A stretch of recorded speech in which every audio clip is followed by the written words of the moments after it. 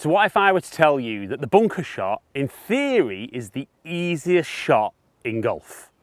Now you can see with this shot here, looks so easy, nice and close to the flag. But if you're watching this video, you probably think that's the craziest statement I've ever made, because you stand in the bunker, it fills you with dread. You don't know whether you're going to get out. If you do get out, the ball goes way too far, and it really costs you a lot of shots. Well, in today's video, I'm going to show you an incredibly simple, basic technique that will get you out of the bunker every single time, and you'll understand how simple it is. And then towards the end of the video, I'm going to show you that once you can get out every time, how you can maybe be that little bit greedier and try and get the ball close and maybe even in the hole wherever the flag is. So I'm going to address my opening statement as that theory, this is the easiest shot in golf. Why is that the case? Well, every other shot we hit, we're looking to make contact with the ball first. And all our full shots, we're looking to hit ball and then ground. Well, the beauty with a bunker shot is we're not looking to touch the ball at all. We want to hit the sand behind the golf ball.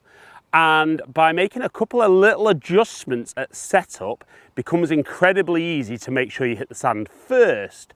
Not necessarily in the perfect place every time, not necessarily the perfect amount of sand every time, but certainly in a place that gets the ball out of the bunker. So the first thing is, make sure you're using the appropriate club. Now for me, I use either my 56 degree or my 60 degree. And the key with these clubs is that the bounce of the club, so the back edge of the club, is lower than the front edge. And what that means is that when you make contact with the sand, the front edge doesn't dig, that trail edge gets the club to come back up and out of the sand. So once you've got the equipment correct, initially I'm not going to talk about changing a great deal in setup. So we're going to stay at the top of the grip, we're going to keep our stance nice and square, as we would normally with a sand wedge. But the only thing we're going to change is we're going to move the ball position a little further forward, maybe a fraction wider with the stance, and then we're going to try and feel that we shuffle our feet into the sand. That's going to give us some nice stability so we don't slip, but it's also going to lower the bottom of our arc into the sand. So all of a sudden, even with this change, I'm probably going to hit back here. Now that's clearly too far behind. So the little alteration I'm going to make from there is I'm going to move the pressure a bit more into that left foot, kind of flex that lead knee, and I'm going to keep the pressure there throughout the golf swing. So that's going to control where I enter the sand and where the lowest point of the golf swing is. Then the theory is all I need to do from there is make a fairly full swing and allow the contact with the sand to splash the sand and the golf ball out of the bunker.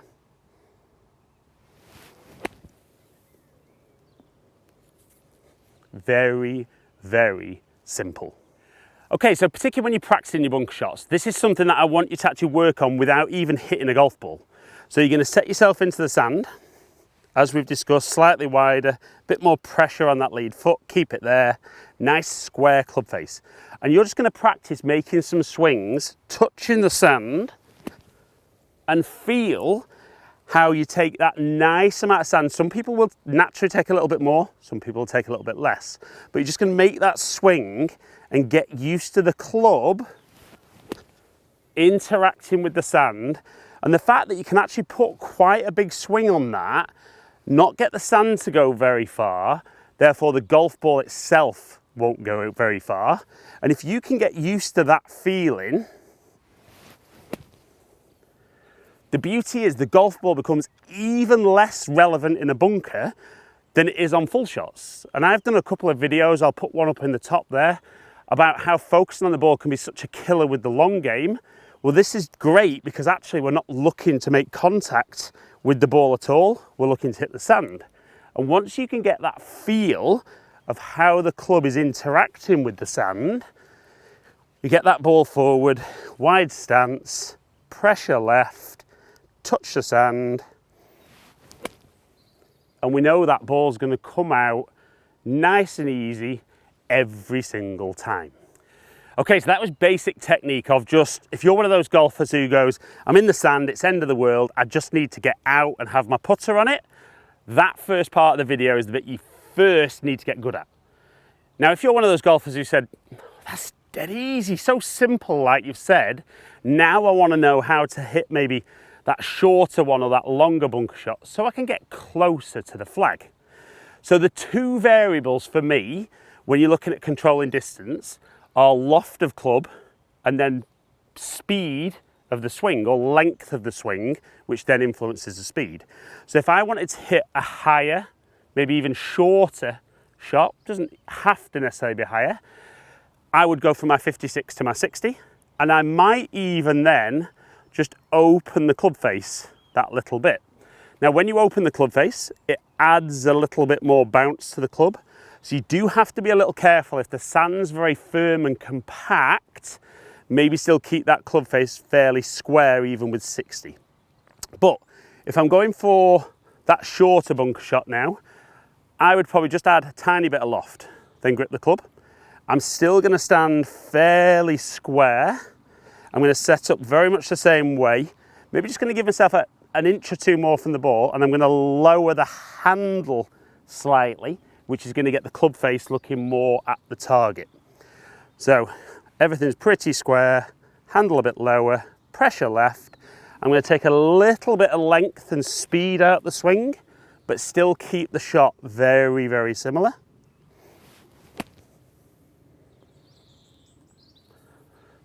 And that one's just popped out and rolled up towards the flag. And you can see there, I think the more similar you can keep the technique, there's less thought process, and then you don't really have to practice those shots quite as much. So that's that shorter one, maybe a little bit higher. If you did want to hit the ball even higher than that though, we'd need even more loft, so open that club face up. Handle low again, but you need to keep more speed in the swing because the ball's going to go up rather than down. But keep everything very similar.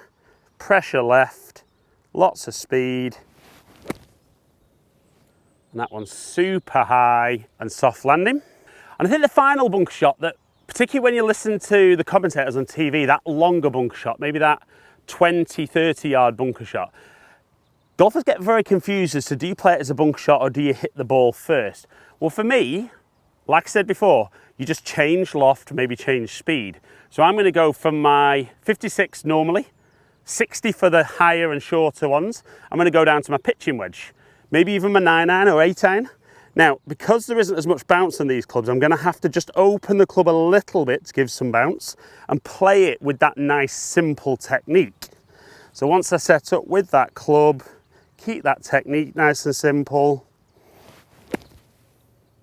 That ball's going to come out much lower, chase a little bit more, so it makes it much easier to access those flags that are further away without you really changing too much, just changing loft and speed to guarantee you get out first time every time.